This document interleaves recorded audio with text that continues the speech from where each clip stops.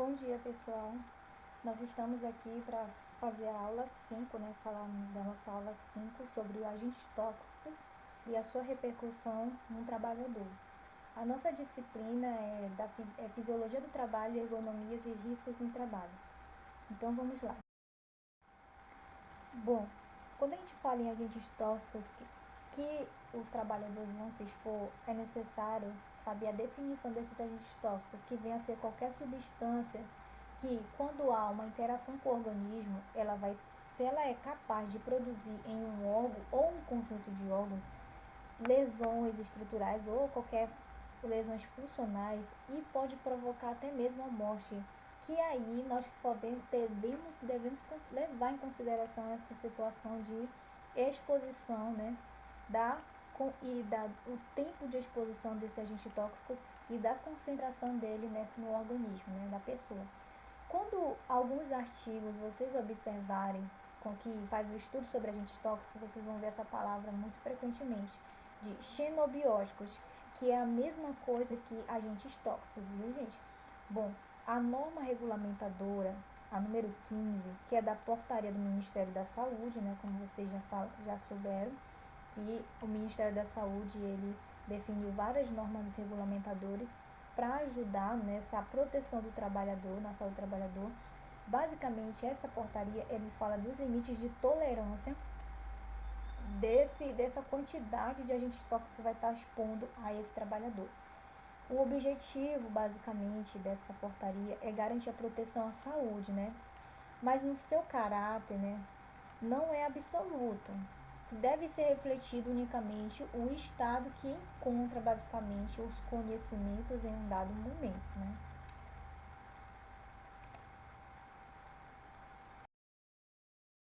Observe aqui nesse quadro número 1, que é um dos anexos, basicamente o anexo 11, né?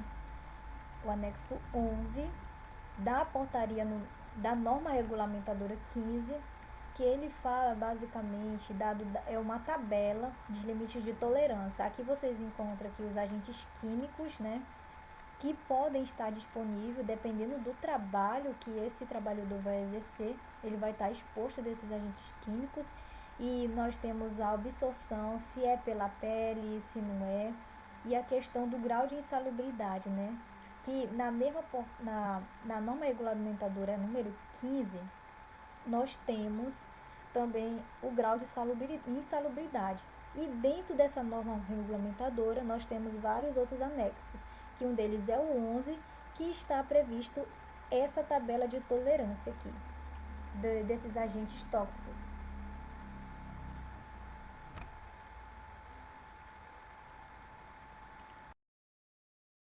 Então, a categoria dos agentes tóxicos, nós temos uma dessas categorias aqui, que basicamente está na apostila de vocês, a apostila número 5, que ele fala de uma categoria, né, desses agentes tóxicos, que o primeiro que nós temos é os agentes tóxicos irritantes, que são o quê?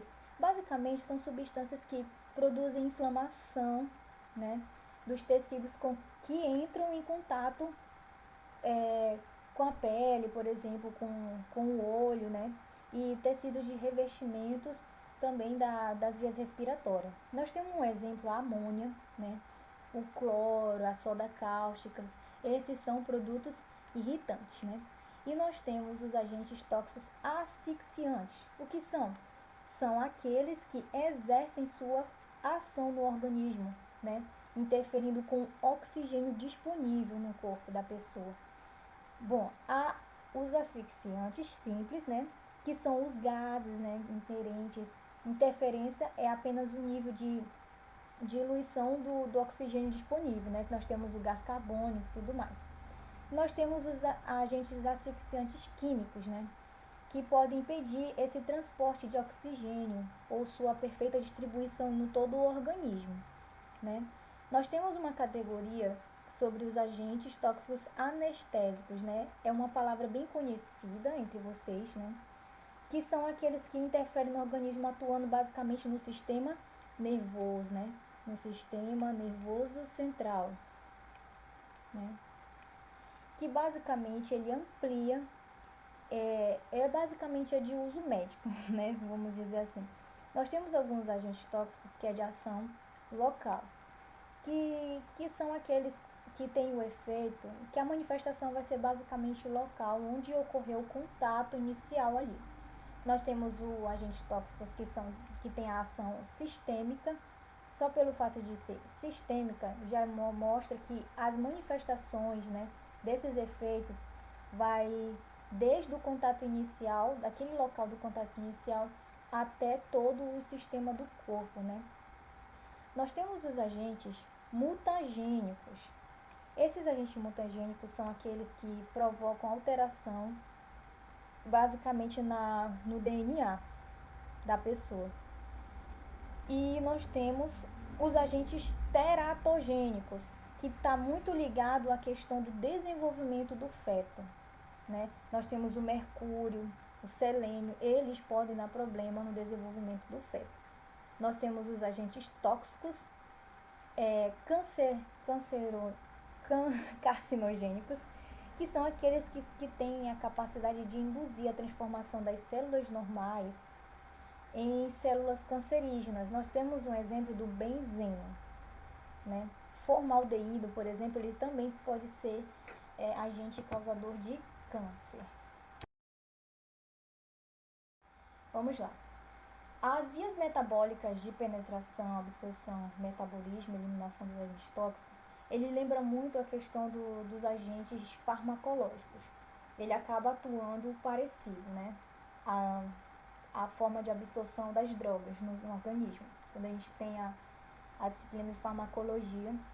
Mas aqui nós temos algumas interferências, né, que pode levar à indução deles, né, dessa via de penetração. Que nós temos a interferência com o sistema enzimático.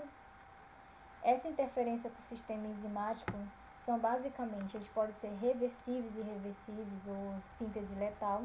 É basicamente a interferência com as enzimas do organismo em si, que as enzimas são as proteínas que têm a responsabilidade de catalisar, né? Nós temos a interferência com o transporte de oxigênio, com transporte de oxigênio, né?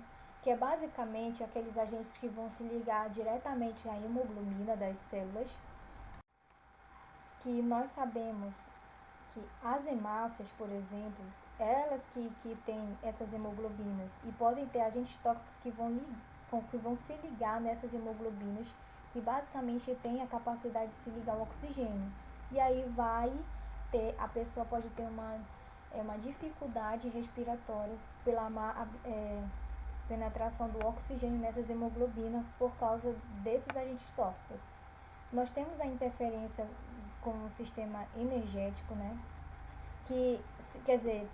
O sistema genético, que são aqueles agentes tóxicos que a gente falou agora há pouco, da classificação deles, que pode causar câncer, né? Mutações, até mesmo a questão do desenvolvimento dessa pessoa, que é a palavra teratogênese. Nós temos a função geral das células, né? Essa interferência da função geral das células, que pode ser a questão da anestesia, né? Ou neurotransmissão. Nós temos a questão da irritação direta dos tecidos, por exemplo, uma alergia, uma dermatite química, por entrar em contato com esses agentes tóxicos, gases irritantes. Nós temos aí a reação de hipersensibilidade, que está ligada diretamente à questão de a reação alérgica, né? Que, por exemplo, pode ser alergia química, fotoalergia, que é uma espécie de luz, né? Fotoalergia, fotossensibilização, né? Praticamente a questão da exposição desses, né? Bom, entre os agentes tóxicos de interesse da toxicologia ocupacional, quando a gente fala ocupacional, estamos referindo àqueles agentes tóxicos que estão ligados diretamente à questão do trabalho, né, da pessoa. E nós temos os agentes hepatotóxicos, que são aqueles agentes que podem atingir diretamente o fígado, né, do trabalhador, por isso hepatotóxicos. Nós temos um exemplo, por exemplo, do clorofórmio, do fósforo, do álcool etílico, né? Questão da bebida aí. Nós temos os agentes nefrotóxicos, que são aqueles que vão atingir diretamente os rins. Nós temos um exemplo do mercúrio, do clorofórmio também, né? Nós temos os agentes neurotóxicos. Esses agentes neurotóxicos, eles se ligam diretamente ao sistema nervoso central e periférico da pessoa. Nós temos um exemplo do álcool etílico também, né? Nós temos os agentes de interação com os sistemas biológicos diversos, como por exemplo, basicamente os íons que são disponíveis, né, até mesmo na questão da alimentação ou naqueles agentes tóxicos mesmo, pela quantidade grande de mercúrio, por exemplo, manganês, selênio. Agentes que pode levar na parte do trabalho carcinogênicos, que pode levar ao câncer, né? Nós temos o cromo, o benzeno, os asbestos. Esses são agentes que podem provocar câncer, por exemplo, né? E nós temos aqueles que vão atingir os pulmões, que nós temos, por exemplo, a sílica, né? Os carbonetos e o alumínio, né? Por isso que é importante a questão do uso do EPI nessa situação aqui, né? Bom, quando nós falamos na absorção desse transporte dos agentes tóxicos através das membranas celulares do nosso organismo em si, é importante saber que existe pelo menos quatro mecanismos, né? Nós temos a difusão simples, né, que está muito ligado pela osmose, ou seja, o gradiente de concentração. Nós temos o transporte passivo, que pode ser através das células transportadoras, né, essas proteínas transportadoras. E nós temos os canais iônicos. E também nós temos o transporte ativo, que isso aí depende de ATP, ou seja, de energia para poder ocorrer esse transporte desses agentes tóxicos. No material de vocês, está escrito que há pelo menos 3 vias importantes para a absorção desses agentes tóxicos no organismo, né? Pelo menos 3 vias de absorção no material de vocês. Vocês observam que existe uma quarta aqui que eu coloquei, né? Que é a venosa, que basicamente está atrelado a alguma lesão no organismo, a exposição desses endotélios, né? Mas nós temos lá na nossa apostila, que é através da absorção tópica, que é a mesma que dérmica, né? Pela pele. Nós temos pela via respiratória em si, inalatória, esses agentes químicos. Nós temos pela via digestiva também, né? Pela absorção da via digestiva, ou como está escrito na apostila de vocês, via gastrointestinal.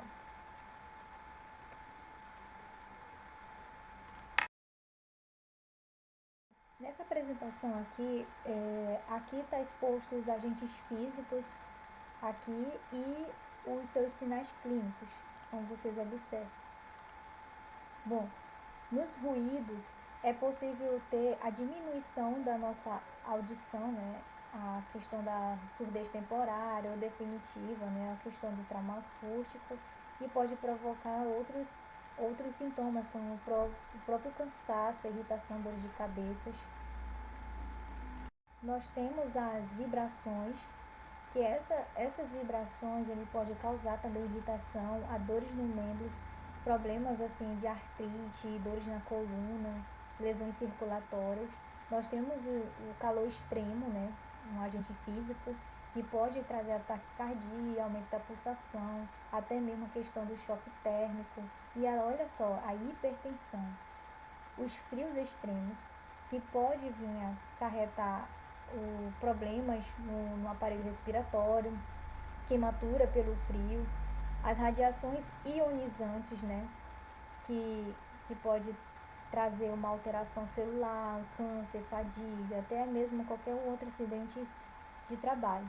As não ionizantes, que são as mais comuns próximas da gente, né, são aquelas que elas podem provocar queimadura, lesão de pele nos olhos e nos outros órgãos. Nós temos a umidade, que a umidade ela pode trazer problemas no aparelho respiratório devido à quantidade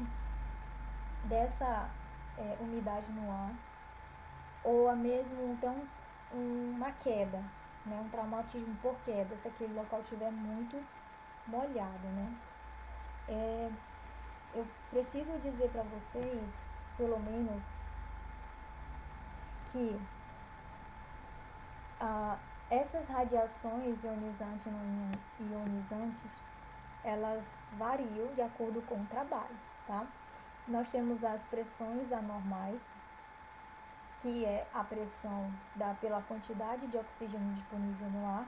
Se a pessoa tiver com uma altitude elevada ou mar baixo, ou por exemplo, no ponto de uma montanha ou embaixo de túneis, ele vai ter pressões diferenciadas, pressões que pode trazer, por exemplo, intoxicação por oxigênio, pelo excesso de oxigênio, ou até mesmo pela falta de oxigênio, a intoxicação pelo gás carbônico, né?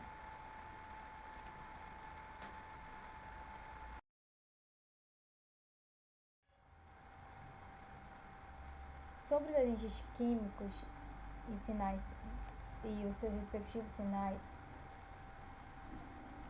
podemos levar em consideração a questão que, após penetrar no organismo, os agentes químicos podem provocar vários efeitos tóxicos, incluindo o imediato, né, que é o agudo, e o a longo prazo, que é o crônico, né. Eles podem afetar os pulmões, a pele, o sistema nervoso, a medula, os fígados e os rins, como a gente viu anteriormente. Alguns agentes tóxicos mais comuns, nós temos os benzenos, né, os solventes, os agrotóxicos, que são bem comuns, né, de ser encontrados no meio do trabalho, como vocês já observaram. Por exemplo, do benzeno, ele basicamente ele é produzido principalmente pela destilação do petróleo ou da siderúrgica, por exemplo, né? E ele é utilizado em algumas indústrias químicas como matéria-prima para fabricação de plásticos e outros compostos orgânicos, né? Como, por exemplo, que tem a ver, que está ligado com a borracha, né? E a pessoa pode ter intoxicação aguda, né? Que pode causar efeitos narcóticos, ou seja, atingir o sistema nervoso autônomo, no caso, e pode atingir os rins também, o sistema sanguíneo. Nós temos os solventes, que são substâncias, né, também, que eles podem ser absorvidos por outros materiais, né, na utilização industrial também os solventes. Eles são utilizados como um veículo para aplicação de determinado produto, tá? Nós temos exemplo das tintas, dos vernizes, das tintas ou até mesmo alguns adesivos, né? Que a gente utiliza para eliminar de que as graxas e tudo mais, extração de algum outro produto, né? Nós temos os agentes tóxicos, que eles são basicamente substâncias químicas naturais, né? Que o destino dele é combater as pragas, né, que atacam as lavouras, no caso, né. Nós temos os inibidores de colinesterase, que colinesterase são justamente a colinesterase, ela está ligada diretamente ao sistema nervoso parasimpático, aos receptores do sistema nervoso parasimpático que nós temos. Nós temos o organofosforado e os carbonatos, que eles podem trazer esse problema, né? Deixa eu ver como é que a gente pode falar um pouco deles, né? Os sinais clínicos, basicamente, começam a surgir depois de poucas horas da absorção desses produtos aqui, desses inibidores, né? Nós temos até problema da retração da pupila, basicamente a ativação do sistema nervoso parasimpático, ou a inibição, né, nesse caso. Nós temos os neurotóxicos, né, que são os organoclorados e o piretroides, que eles são agentes que podem atingir diretamente o sistema nervoso central, podem trazer tontura, náusea, vômito, né, desorientação também, contrações e dores musculares, tremores, até mesmo a convulsão, esses agentes neurotóxicos. Nós temos os POPs, que são os poluentes orgânicos persistentes, né, que chamam. Eles são substâncias altamente tóxicas, são formados por compostos químicos orgânicos que eles são semelhantes aos dos seres vivos. Por isso, os POPs, no caso, eles estão em todo lugar. E, na verdade, eles não são eliminados pelo organismo com o tempo e são repassados de geração em geração, né? Quando é acumulado no ambiente e nos corpos das pessoas, animais e plantas e tudo mais, né? Eles são chamados de bioacumulados pelo fato dele acumular no corpo em si. Nós temos um exemplo desses POPs, nós temos um DDT, né? Eu não sei se alguns de vocês conhecem DDT. Nós temos na questão da produção do PVC, que basicamente são plásticos utilizados em brinquedos, utensílios domésticos, tubos, conexões, embalagens de alimentos, etc. Né? Nós temos da produção de papel também. Da produção de papel, pode ser levado em consideração aqueles do processo do branqueamento com cloro, né? E na geração e composição dos produtos agrícolas, aqui esse item, que basicamente é um grande número de herbicidas, inseticidas, fungicidas e tal. Tem a questão da incineração de lixo, que pode causar os fatores dos agentes tóxicos presentes, né? Que é a incineração de lixo doméstico, industrial e hospitalar, né? Nós temos dos processos industriais também, que são todos que empregam cloros e derivados de petróleo. Bom, para finalizar essa aula, nós temos os agentes biológicos e as principais doenças ocupacionais, né? Por que não sinais e sintomas como foi falado aqui dos agentes químicos e físicos? Porque basicamente os agentes biológicos vão depender da doença infecciosa e parasitária que está relacionada a esse trabalho. Existe a portaria do Ministério da Saúde, o número, né, 1339 de 1999, que eles listaram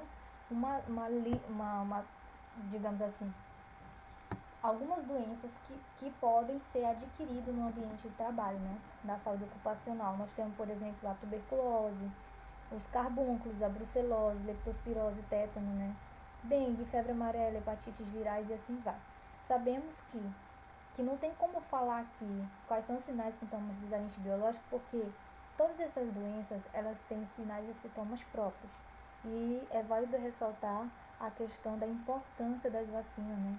Das medidas de precaução padrão, né?